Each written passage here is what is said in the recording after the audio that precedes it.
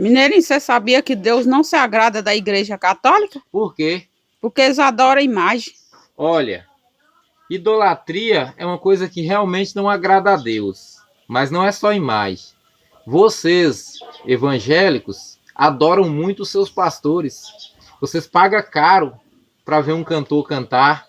Vocês pagam caro para ver um homem pregar. Ou seja, é a mesma idolatria. Vocês muitas das vezes colocam o seu pastor acima de Deus. A voz do seu pastor é mais importante do que a palavra de Deus. E eu vou te falar uma verdade, aprenda essa lição. A única religião que realmente agrada a Deus é aquela onde as pessoas sirvam uns aos outros. É aquela onde as pessoas cuidam dos órfãos e das viúvas. Então, ou seja, não é uma parede ou uma denominação.